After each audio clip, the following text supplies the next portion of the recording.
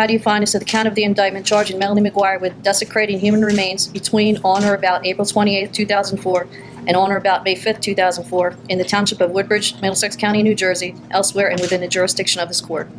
The evening started quietly, the streets of Woodbridge Township calm under the soft glow of streetlights. Inside one apartment, a family sat, seemingly ordinary, yet tension simmered beneath the surface. By the next morning, that ordinary life would be shattered, replaced by a mystery that would puzzle authorities for months and still leaves questions unanswered today. It was April 2004. Bill McGuire, a computer programmer, and his wife, Melanie, a nurse at a fertility clinic, lived together with their two young sons. On paper, they were successful, educated, and typical suburban parents. But their relationship was turbulent. Arguments flared regularly, sometimes erupting violently, followed by brief reconciliations, only to start the cycle over again. Money was tight, despite their decent incomes. Bill had a gambling problem and struggled with operating a vehicle safely, with a record of prior convictions. Melanie, meanwhile, had been engaged in an affair with Dr. Bradley Miller, a colleague at her clinic. The affair was intense, secretive, and complicated. At the same time, Melanie maintained her household, cared for her children, and managed the delicate balance of a marriage she no longer seemed invested in. On April 26th, a detail emerged that would later become central to the investigation. Melanie purchased a Taurus .38 caliber revolver from a gun store in Easton, Pennsylvania, along with specialized ammunition called wad cutters. These bullets, typically used for punching holes in paper targets, were not designed for self-defense. They were precise, slow-moving, and disturbingly specific. Around this time, searches were made on a computer in the McGuire apartment.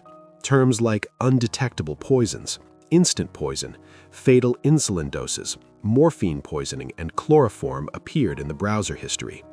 State gun laws were checked, along with questions about lethal dosages of certain drugs. Anyone seeing these searches might have paused, asking, were these idle curiosities, morbid daydreams, or steps in something far darker? 2 days later, Bill and Melanie purchased a house in Warren County, New Jersey. The timing was unusual. They were financially tight. Bill wanted to move to Virginia, near Virginia Beach, but the new home was in New Jersey. Melanie had told Dr. Miller she intended to leave Bill to be with him. On April 28th, the sale finalized. Bill transferred the gas company account to the new house and called friends to share the news. Yet later that evening, when the seller called him, Bill did not respond, an odd break in routine, as he had always been prompt in returning calls. By the next day, April 29th, Bill was gone. Melanie's story would later claim a domestic altercation had occurred. She said he slapped her and even forced a dryer sheet into her mouth before leaving. But from that day forward, no one would see Bill alive again. His phone continued to send messages. His car appeared miles away in Atlantic City, but Bill himself was missing. Melanie attempted to file a restraining order that same day, only to find the courthouse too crowded. She later returned to complete the paperwork, then drove to Atlantic City, claiming she was searching for Bill because he liked to gamble. She said she moved his car as a prank, shifting it from one parking lot to another. Surveillance video captured the vehicle at a hotel parking lot, though the driver's identity was unclear. Melanie's own SUV appeared nearby, also caught on camera, but indistinct. In the following days, a gruesome discovery was made. On May 5th, a fisherman near the Virginia Bay Bridge found a suitcase containing human legs. On May 11th, a bird watcher discovered a second suitcase with a torso on Fisherman's Island. And on May 16th, a third suitcase appeared, holding arms. Identification followed on May 21st. The remains belonged to Bill McGuire. Gunshot wounds to the head and chest had caused his death, injuries consistent with the revolver and bullets Melanie had purchased just weeks earlier. Investigation details soon painted a disturbing picture. Plastic bags, towels, and luggage containing the body parts matched items from Melanie's home. A syringe and a bottle of chloral hydrate, a sedative, were found in Bill's car. Skin cells, not the type that would naturally shed, suggested violent removal from deep tissue. Cushion fibers embedded in one bullet indicated that at least one shot was fired through furniture. And yet, despite all this evidence, the crime scene at Melanie's apartment appeared clean, eerily clean, almost as if the act had taken place elsewhere. The timeline only added to the tension. On April 2, a call from Bill's phone was reportedly made to the McGuire apartment at 1:10 a.m. Yet 16 minutes earlier, Melanie's Easy Pass registered on the Atlantic City Expressway. Toll records also showed inconsistencies. She later insisted the transponder charges near Atlantic City were errors. The question lingered: was she trying to manipulate the records, or was something else at play? Authorities considered several possibilities. Melanie could have acted alone, meticulously planning and executing the crime. Alternatively, there may have been an accomplice, though no one was ever identified. Another theory, Bill, a convicted felon with gambling debts, could have had enemies capable of this violence. Each theory seemed plausible, yet none fully explained all the evidence. Melanie's motives were clear to some. She had an affair, wanted to start a new life, and feared losing custody of her children. But the execution was perplexing. How could someone commit murder, dismember a body, transport suitcases across state lines, and leave almost no trace in the home? The details of the case raise more questions than answers. One particularly unsettling aspect: even though physical evidence linked Melanie to the crime, fibers, skin cells, drug paraphernalia, no murder weapon or dismemberment tools were recovered. No one witnessed the murder or disposal. Chloral hydrate, the sedative she had acquired, was not found in Bill's remains. The absence of direct eyewitnesses or forensic evidence in the apartment leaves a gap that no theory entirely fills. Then there is the psychological element. Melanie appeared functional, successful in her career, competent as a parent, yet driven by obsession, fear, and desire. Her meticulous planning suggested careful calculation, but the act itself, dismembering and transporting a human body, implied reckless improvisation. She had hours, days even, to conceal her actions, yet left behind tantalizing clues, almost inviting discovery. By June 2005, Melanie was arrested. Bail was set, then raised after a grand jury indicted her on multiple charges, including murder, desecration of human remains, and perjury. She was later convicted and sentenced to life plus 5 years. The case, however, still leaves room for speculation.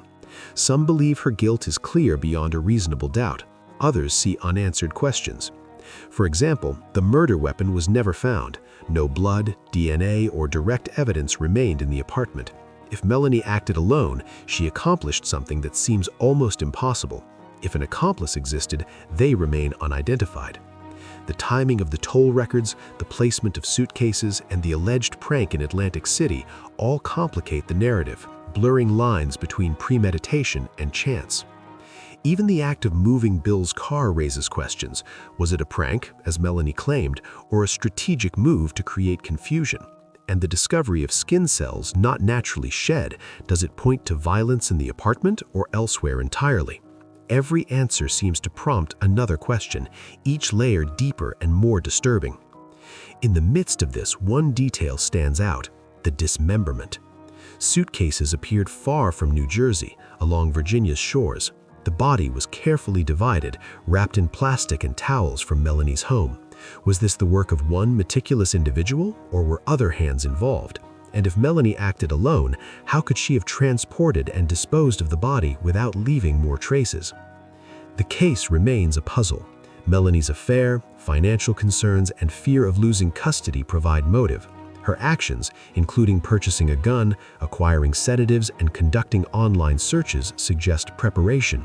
Yet the gaps in evidence, missing murder weapon, no eyewitnesses, absence of traces in the apartment, leave lingering doubt. Could there be an element never uncovered? Was there someone else involved? Or did Melanie execute a near-perfect crime that outpaced the investigators? The unsettling truth is that no matter how much evidence exists, some questions may never be answered. The precision of the disposal, the calculated yet seemingly reckless steps, and the psychological complexity of the individuals involved create a story that is as compelling as it is disturbing. Even after conviction, mysteries remain.